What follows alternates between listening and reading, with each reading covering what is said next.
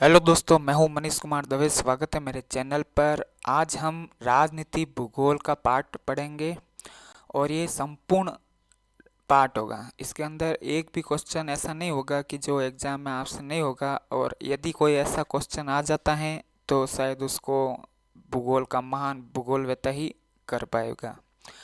Exam में सामान्य प्रश्न पूछते हैं इससे संबंधित, और उन सारे सामान्य प्रश्नों को आज हम समझेंगे। तो चलिए शुरू करते हैं। सबसे पहले हैं, इस्सा बोमेन की पुस्तक का नाम क्या है? इस्सा बोमेन की पुस्तक का नाम क्या है? तो the new world. The new world क्या है? The new world. Modern political geography of India. Modern political geography of India के लेखक कौन है? बी.एल. सुखवाल है। कौन है? बी.एल. सुखवाल है। अरस्तु की पुस्तक का नाम क्या है? पॉलिटिक्स है। जियो पॉलिटिकल शब्द का सर्वप्रथम प्रयोग स्वीडिश भूगोलवेत्ता रुडोल्फ कैलेजन। बहुत बार ये प्रश्न आ चुका है। रुडोल्फ कैलेजन ने जियो पॉलिटिकल शब्द का सर्वप्रथम प्रयोग किया है। जियो पॉलिटिकल को भू राजनीति कहते हैं। क्या कहते हैं? भू राजनीति। जर्मन भू राजनीति का विकास कॉल हाउसओपर ने किया था। जर्मन भू राजनीति का विकास कॉल हाउसओपर ने किया था। कॉल हाउसओपर की पुस्तक का नाम है मीन कैंप। क्या है? Mean camp. कॉल हाउसओपर ने पत्रिका का प्रकाशन किया था, उसका नाम फॉर जियोपॉलिटिक है। जियोग्राफी बिहाइंड पॉलिटिक्स पुस्तक के लेखक ए मूडी था। सामुद्रिक शक्ति का प्रदानता एल्फ्रेड थायर महान ने दी है। सामुद्रिक शक्ति की प्रदानता, सामुद्रिक शक्ति को प्रदानता किसने दी है? एल्फ्रेड थायर महान ने। के एम पन्नीकर की पुस्तक, के एम पन्नीकर की पुस्तक का नाम क्या है? Geographical factor in India history, Indian history. Geographical factor in Indian history के एम पन्नीकर की पुस्तक है। The geographical situation of the United States in relation to world policies नामक लेख इस्सा बोमेन का है। ग्रिफिथ टेलर की पुस्तक का नाम क्या है? Geography in the 20th century. Evolution of ideas in political geography लेख किसने लिखा था? एम चौधरी ने। The political geography of federalism नामक शोध पत्र आर डी दीक्षित का है। भू राजनीति का जनक किसे माना है? कॉल हाउसओपर को भू राजनीति का जनक। राजनीतिक भूगोल में जैवीय विचारधारा। कौन सी विचारधारा? जैवीय विचारधारा। जैवीय विचारधारा का प्रतिपादन किसने किया है? तो जर्मन भूगोलवेत्ताओं ने। जैवीय विचारधारा का विकास फ्रेडरिक रेडजेल ने किया है। किसने किया है? फ्रेडरिक रेडजेल ने किया है। जैवीय विचारधारा का विकास फ्रेडरिक रेडजेल ने किया है। राज्य का सिद्धांत, जैवीय सिद्धांत नामक पुस्तक, राज्य का जैवीय सिद्धांत नामक पुस्तक के रचयिता कौन है? फ्रेडरिक रेडजेल है। जैविक राज्य की विचारधारा फ्रेडरिक रेडजेल की। जैविक राज्य की विचारधारा किसकी है? फ्रेडरिक रेडजेल की। राजनीतिक भूगोल पुस्तक 1897 में फ्रेडरिक रेडजेल ने लिखी थी। कब लिखी थी? 1897 में राजनीतिक भूगोल किसने लिखी थी? फ्रेडरिक रेडजेल ने। इस सिद्धांत को जर्मनी द्वारा अपनाने के कारण द्वितीय विश्व युद्ध हुआ था। कौन सा विश्व युद्ध हुआ था? द्वितीय विश्व युद्ध। इस सिद्धांत के अनुसार राज्य का विकास अपने पड़ोसी कमजोर राज्य की शक्ति पर निर्भर करता है। इस सिद्धांत के अनुसार क्या था? राज्य का विकास अपने पड़ोसी कमजोर राज्य की शक्ति पर निर्भर करता है। जर्मन भू राजनीति के संबंध में कुछ इंपॉर्टेंट तथ्य हैं। भू राजनीति में भौगोलिक तथ्यों के राष्ट्र हित हेतु आक्रामक रूप में प्रस्तुत किया जाता है। भू राजनीति में भौगोलिक तथ्यों के राष्ट्र हित हेतु आक्रामक रूप में प्रस्तुत किया जाता है। दूसरा पॉइंट है, भू राजनीति में विशेषतः राज्यों के भौगोलिक संबंधों पर बल दिया जाता है। तीसरा पॉइंट है, भू राजनीति राज्यों के जैविक प्रसरण का पूर्ण खाका है। नेक्स्ट है द जियोग्राफी ऑफ पीस पुस्तक स्पाइकमैन की। किसकी है? स्पाइकमैन की। प्रथम विश्व युद्ध के पश्चात जनमत संग्रह करवाया गया था और जनमत संग्रह का अध्ययन किसने किया था? एम बामबाग ने जनमत संग्रह का अध्ययन किया था। उत्तरी नाइजीरिया की एकता एवं अनेकता का अध्ययन कीत बुचानन ने एकता एवं अनेकता का अध्ययन किया था उत्तरी नाइजीरिया की। स्पेट ने भारतीय महाद्वीप से संबंधित विचार प्रस्तुत किया था। ये बहुत ही इम्पोर्टेंट फैक्ट है। स्पेट ने भारतीय उपमहाद्वीप से संबंधित विचार प्रस्तुत किया था कि भारत एक उपमहाद्वीप है। The geographical study of society and world problem नामक लेख H.J. फ्लूअर का है। निर्वाचन भूगोल का विवेचन प्रेस्कॉट ने किया था। राजनीतिक भूगोल की पारिभाषिक संकल्पना क्या है? तो क्या है? क्षेत्र व क्षेत्रीयता अविभाज्य रूप से अंतर संबंधित है। क्षेत्र और क्षेत्रीयता क्या है? अविभाज्य रूप से दोनों एक दूसरे के अंतर संबंधित हैं। पॉन्स के अनुसार राजनीतिक भूगोल राजनीतिक दृष्टि से संगठित क्षेत्रों, उनके संसाधनों, विस्तार एवं उन कारणों से संबंधित हैं जिसके कारण एक विशिष्ट भौगोलिक स्वरूप का विकास होता है। कॉल हॉसॉपर की कृति एक कौन है?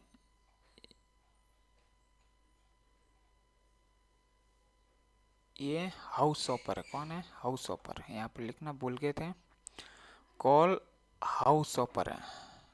कॉल हाउसहॉपर की कृति में राजनीतिक भूगोल का विदेश नीति के साथ संबंध को प्रतिष्ठित किया गया है। जो कॉल हाउसहॉपर की कृति हैं राजनीतिक भूगोल, उनको विदेशी नीति के साथ संबंध को प्रतिष्ठित किया गया। राज्य के तत्व, भौगोलिक क्षेत्र व राजनीतिक संगठन और स्थायी जनसंख्या। राज्य के तत्व कौन कौन से हैं? भौगोलिक क्षेत्र, राजनीतिक संगठन और स्थायी जनसंख्या है। भू राजनीतिक प्रदेश भू राजनीतिक प्रदेश की थ्योरी किसकी है? कोहेन की है। कोहेन की थ्योरी क्या है? भू राजनीतिक प्रदेश। भू सामरिक का सिद्धांत किसने दिया था? भू सामरिक का सिद्धांत मैकिन्डन ने दिया था। हृदय स्थल सिद्धांत किसने दिया था? मैकिन्डन ने दिया था। हृदय स्थल सिद्धांत समुद्र शक्ति पर आधारित है। उपान क्षेत्र या रिमलैंड संकल्पना स्पाइकमैन की है। जियोग्राफी यूनिवर्सल ग्रंथ बलास का है। किसका है? बलास का। आयरलैंड का भूगोल व मानचित्रावली नामक पुस्तक विलियम पेटी की है। आयरलैंड का भूगोल व आयरलैंड का मानचित्रावली नामक पुस्तक विलियम पेटी की है। कॉरिडोर ऑफ टाइम पुस्तक H.J. फ्लूअर की है। द्वितीय विश्व युद्ध के पश्चात संयुक्त राज्य अमेरिका की विदेश नीति निम्न में से किसकी सामरिक संकल्पना स्पाइकमैन के अनुरूप हो गई थी? द्वितीय विश्व युद्ध के पश्चात क्या हुआ था? संयुक्त राज्य अमेरिका की जो विदेश नीति थी तो वो स्पाइकमैन के अनुसार थी। किसके अनुसार? स्पाइकमैन के अनुसार। स्पाइकमैन के उपांत क्षेत्र में संपूर्ण यूरोप महाद्वीप, चीन एवं दक्षिणी और दक्षिण पूर्वी एशिया था। स्पाइकमैन के जो उपांत क्षेत्र था उसके अंदर क्या क्या था? स्पाइकमैन का जो उपांत क्षेत्र था उसके अंदर यूरोप था, संपूर्ण यूरोप, चीन था और दक्षिणी और दक्षिणी पूर्वी एशिया था। स्पाइकमैन ने 1944 में अपनी पुस्तक शांति का भूगोल जियोग्राफी ऑफ पीस में उपांत क्षेत्र सिद्धांत या रिमलैंड थ्योरी को प्रतिपादित किया है। परिमा स्थल सिद्धांत किसने दिया? तो स्पाइकमैन ने। परिमा स्थल सिद्धांत स्पाइकमैन ने। कार्यात्मक उपागम किसका है? तो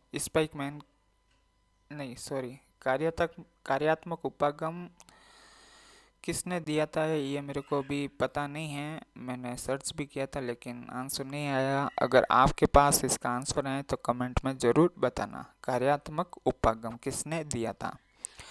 जो रिमलैंड को नियंत्रित करता है वो यूरेशिया पर शासन करता है। जो स्पाइकमैन है वो रिमलैंड की बात करता है। जो रिमलैंड को नियंत्रित करता है वो यूरेशिया पर शासन करता है। जो यूरेशिया पर शासन करता है वो विश्व के भविष्य को नियंत्रित करता है। यह विचार किसके थे? स्पाइकमैन के थे। वायु शक्ति की प्रधानता के कारण, वायु शक्ति की प्रधानता के कारण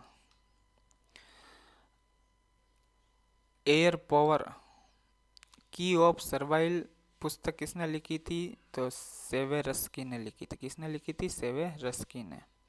राजनीतिक भूगोल की अभिनव प्रवृत्ति राज्य का जैविक इकाई के रूप में अध्ययन। राजनीतिक भूगोल की अभिनव प्रवृत्ति राज्य का जैविक इकाई के रूप में अध्ययन। रेड जेल की थ्योरी क्या है? वास स्थल। बॉमेन की पुस्तक का नाम है दी new world problems in political geography. 1904 के अंदर रॉयल जियोग्राफिकल सोसाइटी के समक्ष इतिहास की भौगोलिक दूरी नामक शोध प्रपत्र प्रस्तुत किसने किया था? तो मैकेंडन ने किया था।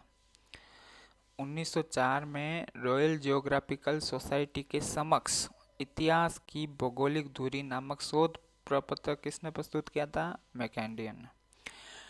मिडलैंड देखिए, अब मिडलैंड हृदय स्थल हॉटलैंड बेसिन संकल्पना किसने दी थी? मैकिंडन ने। जबकि स्पाइकमैन ने कौन सी दी थी? रिमलैंड की। और इसने कौन सी दी? मिडलैंड की। मैकिंडन ने 1943 में अपनी पुस्तक the round world and winning of the peace में अपना पुनः संशोधित सिद्धांत प्रस्तुत किया था। वापस संशोधन कब किया था? 1943 में।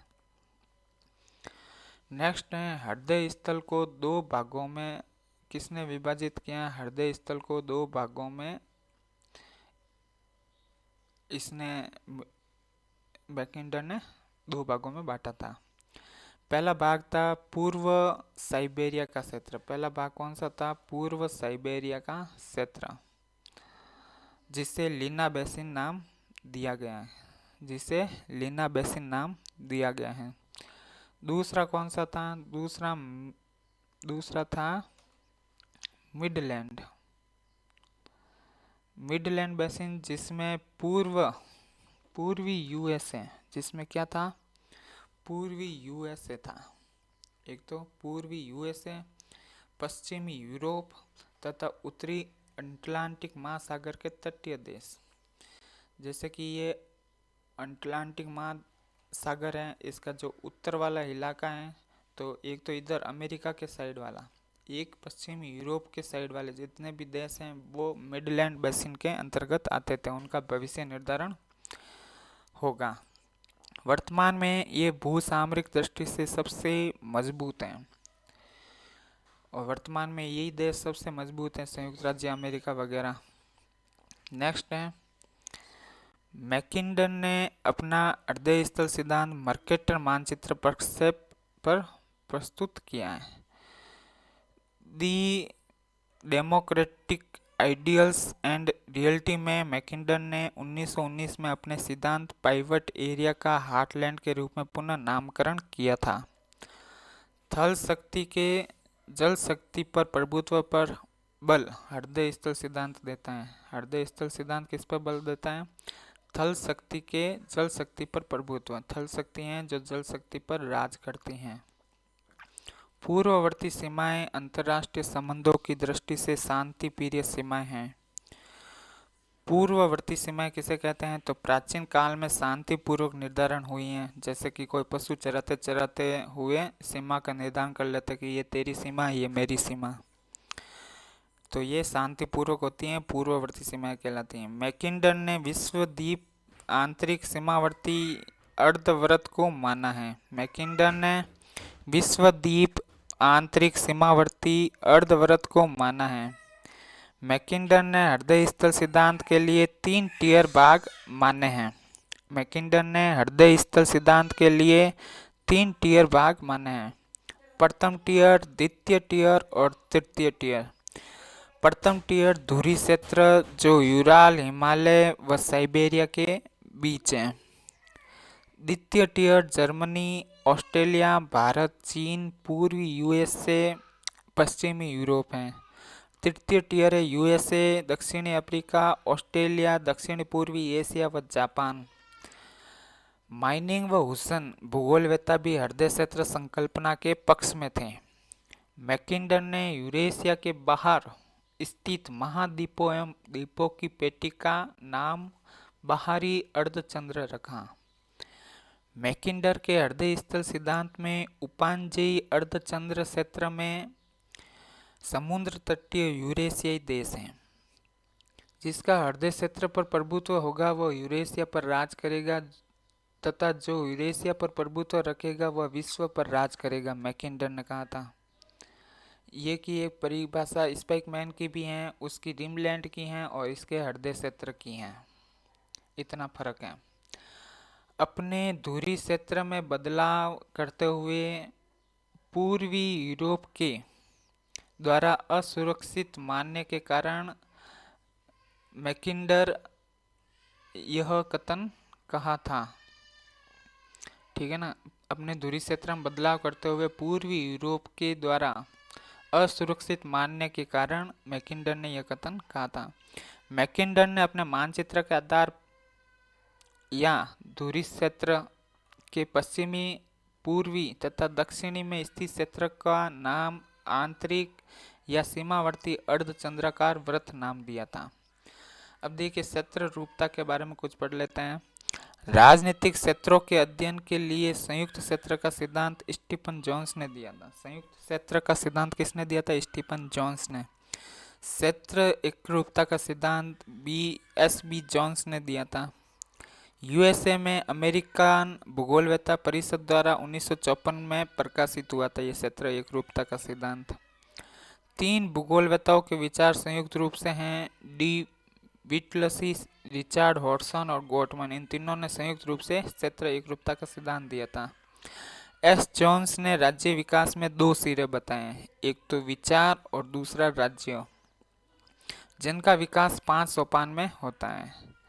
राजनीतिक विचार, निर्णय, गति, क्षेत्र और राजनीतिक क्षेत्र, राज्य या राष्ट्रीय। बांग्लादेश व इजराइल देश का उद्भव इसी क्रम में हुआ था। इसी प्रकार से किसका हुआ था? बांग्लादेश एवं इजराइल देश का उद्भव। 2 शक्तिशाली राष्ट्रों के बीच कमजोर राष्ट्र को बफर क्षेत्र कहते हैं।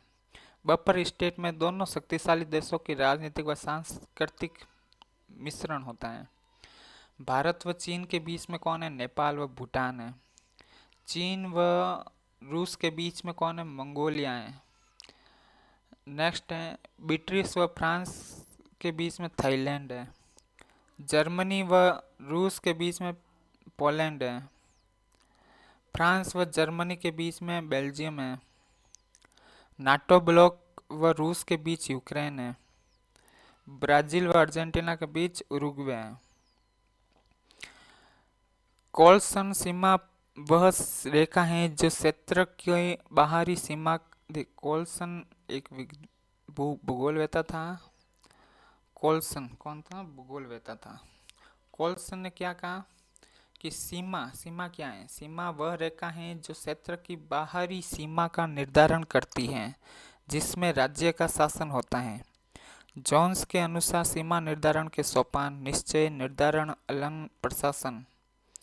जैलेन के अनुसार राज्य रूपी जीव का शरीर क्या है? क्षेत्र है। राज्य क्या है? एक जीव है और जीव का शरीर क्या है? क्षेत्र है।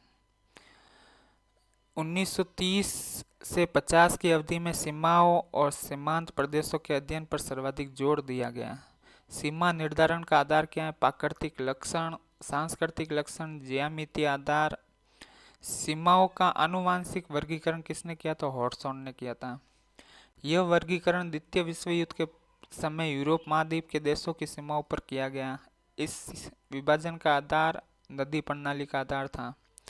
सांस्कृतिक वातावरण के आधार पर 4 प्रकार की सीमा होती हैं। पूर्ववर्ती सीमा, परवर्ती या अनुगामी सीमा, अध्यारोपित या बलपूर्वक, अवशेष सीमा। भारत और पाकिस्तान की सीमा अनुगामी या परवर्ती सीमा है। इसमें सांस्कृतिक वातावरण के विकास के बाद सीमाओं का निर्धारण किया गया। तो देखिए परवर्ती सीमा कौन कौन सी है? भारत व पाकिस्तान, जर्मनी व फ्रांस, स्विट्जरलैंड व फ्रांस। स्पेन व फ्रांस की सीमा स्थलाकृतिक है। भारत व पाकिस्तान की सीमा मानवीय की भौगोलिक है। ट्यूनीशिया व अल्जीरिया की सीमा अनियत है। उत्तरी कोरिया व दक्षिणी कोरिया की सीमा बल संपादित, अध्यारोपित व ज्यामितीय है। एक तो ज्यामितीय भी है, अध्यारोपित है, जैसे कि एक ही धर्म के अंदर बंटवारा। उत्तर कोरिया में भी मुस्लिम रहते हैं, दक्षिण कोरिया में भी मुस्लिम रहते हैं और दोनों में बंटवारा हो गया है। फ्रांस स्पेन पर्वतीय सीमा फ्रांस और स्पेन के बीच। अलास्का व कनाडा के बीच ज्यामितीय सीमा है। गैम्बिया की सीमा वर्तीय चाप की है। सीमा सदैव कृत्रिम होती हैं। सीमांत क्या चीज़ है वो देखते हैं। संक्रांति प्रदेश, अग्र प्रदेश, मानव रहित प्रदेश। देखिए सीमांत के अंदर क्या क्या शामिल होता है? एक तो संक्रांति प्रदेश आता है। संक्रांति प्रदेश, अग्र प्रदेश, मतलब कि जैसे कि ये कोई राज्य है, भारत है, तो अब ये चीन है, तो इन दोनों के बीच के अंदर संक्रांति प्रदेश होगा। तो ये अग्र प्रदेश है, संक्रांति प्रदेश है ना, एक दूसरों को मिलाने वाला है, ठीक है ना। मतलब कुछ एरिया चीन का भी आएगा इसमें और कुछ एरिया भारत का भी आएगा। ये संक्रांति प्रदेश है। इन दोनों देशों का अग्र प्रदेश हो गया और यहाँ पर मानव नहीं रहते क्योंकि बाउंड्री होती है और सुरक्षा की दृष्टि से यहाँ पर सिर्फ फौजी वगैरह ही होते हैं। जिन सीमाओं का निर्धारण अक्षांश देशांतर किसी नदी पर्वत से समान दूरी के आधार पर किया जाता है उसे ज्यामितीय सीमा कहते हैं। जैसे अलास्का और कनाडा के बीच 141 डिग्री पश्चिमी देशांतर रेखा को सीमा माना गया है। सीमा के कार्य क्या हैं? सुरक्षा रखती हैं, कानूनी व्यवस्था रखती हैं, अवरोध उत्पन्न करती हैं। पॉन्ड्स के अनुसार सीमाएं राज्य की सार्वभौमिकता को पड़ोसी राज्य से अलग करती हैं। पड़ोसी राज्य से अलग होती है सीमा पॉन्ड्स के अनुसार। भूगोल में सीमा संबंधी विचार सर्वप्रथम रेड जेल ने दिए थे। प्राकृतिक व कृत्रिम सीमा का विभाजन लॉर्ड कर्जन ने किया था। 1905 में बंगाल और भारत का विभाजन हुआ था, तो लॉर्ड कर्जन ने प्राकृतिक व कृत्रिम सीमा का सहारा लिया था। अफ्रीका में सर्वाधिक ज्यामितीय सीमा। टी.एच. होल्डिच की पुस्तक का नाम क्या है? Political frontiers and boundaries making. भू आकारी की सीमा क्या है? भू आकारी की सीमा धरातलीय स्वरूप व आकृति के आधार पर सीमाओं का निर्धारण किया जाता है, जिसमें नदी और पर्वत झील भी होती हैं। रायोग्राडा नदी यूएसए व मैक्सिको की है। जेम्बेजी नदी जाम्बिया व जिम्बाब्वे की है। लिम्पोपो नदी दक्षिणी अफ्रीका व बोत्सवाना की है। ये 100% सवाल आता है, बहुत बार मैंने देख लिया है, तो इसके बारे में जानकारी रखनी चाहिए। लिम्पोपो नदी के बीच में कौन सी है? दक्षिणी अफ्रीका व बोत्सवाना। फरका जल विवाद, ये भी बहुत बार प्रश्न पूछेंगे, भारत व बांग्लादेश के बीच। यूएसए व कनाडा की सीमा पूर्ववर्ती सीमा है। पेरू, चिली, बोलिविया सीमा विवाद किसके कारण है? नाइट्रेट खनिज के कारण सीमा का विवाद है। संप्रभु राज्य सीमाओं द्वारा विभाजन होता है। संप्रभु राज्य की सीमाओं द्वारा विभाजन होता है। जैसे चीन का संप्रभु अलग है, भारत का अलग है, ये कैसे पता चला? इनके बीच में सीमा है। उधर वाला भाग चीन वाला और इधर वाला भाग भारत वाला। यूएसए व कनाडा के मध्य 5 झीलें हैं। सिर्फ मिशिगन झील ही सीमा नहीं बनाती, बाकी सभी झीलें सीमा बनाती हैं। ज्यामितीय सीमा फ्रांस और स्पेन के बीच हैं। यूएसए और मैक्सिको के बीच हैं। उत्तरी कोरिया दक्षिणी कोरिया के बीच हैं। चेक गणराज्य और स्लोवाक के बीच हैं। पश्चिमी अफ्रीका की सीमा विवाद युक्त है। माली और अल्जीरिया के बीच 22 डिग्री अक्षांश सीमा है। यूएसए और कनाडा के बीच 49 डिग्री समांतर सीमा है। रेड जेल ने सीमांत को परिवर्तित परिपाक कहा है। एनसेल के अनुसार सीमा को राजनीतिक समभार रेखाओं के समान माना जाता है। अरब इजराइल की सीमा प्रजातीय सीमाएं। अरब और इजराइल की सीमा प्रजातीय सीमाएं। प्रजातीय सीमा राज्य, जाति, भाषा, धर्म, सांस्कृतिक वातावरण को विभक्त करने वाली सीमाएं होती हैं। भारत पाकिस्तान धर्म के आधार पर बांटा गया है। पिरेनीज पर्वत फ्रांस व स्पेन के बीच हैं। आल्प्स पर्वत फ्रांस व स्विट्जरलैंड के बीच हैं। कांस्टेंस झील स्विट्जरलैंड, ऑस्ट्रेलिया और जर्मनी के बीच है। अध्यारोपी सीमा किसे कहते हैं? एक समान सांस्कृतिक वातावरण पर अध्यारोपी सीमाएं होती जो एक ही धर्म, जाति, भाषा के लोगों को बांटती हैं, जैसे उत्तरी कोरिया व दक्षिणी कोरिया के बीच मुस्लिम धर्म। सीमांत किसको कहते हैं? सीमांत अपकेंद्रीय बल पर प्रतिनिधित्व करती हैं। अपकेंद्रीय बल पर प्रतिनिधित्व करती हैं। सीमांत प्राकृतिक क्षेत्रीय इकाइयों के बीच संक्रमण प्रदेश है। सीमांत क्षेत्रात्मक इकाई हैं, इसमें लंबाई चौड़ाई होती हैं। सीमा, अब सीमा के बारे में पढ़ते हैं। सीमाएं पड़ोसियों के बीच संपर्क संबंध रोकने के उद्देश्य से बनाई गई हैं। सीमाएं अभिकेंद्रीय बल की प्रतिनिधि हैं। सीमाएं पड़ोसी देशों के प्रभाव क्षेत्र की बाहरी सीमा का निर्धारण करती हैं। जोन्स की पुस्तक है boundary making a handbook for statesman.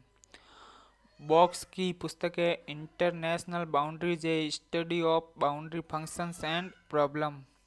TH. Holdich की पुस्तक है political frontier and boundary making. तो थैंक यू दोस्तों, ये थी राजनीतिक भूगोल और इसके अंदर सारे के सारे महत्वपूर्ण क्वेश्चनों को मैंने ले रखा है। तो थैंक यू, मिलते हैं नेक्स्ट वीडियो में, तब तक के लिए जय हिंद।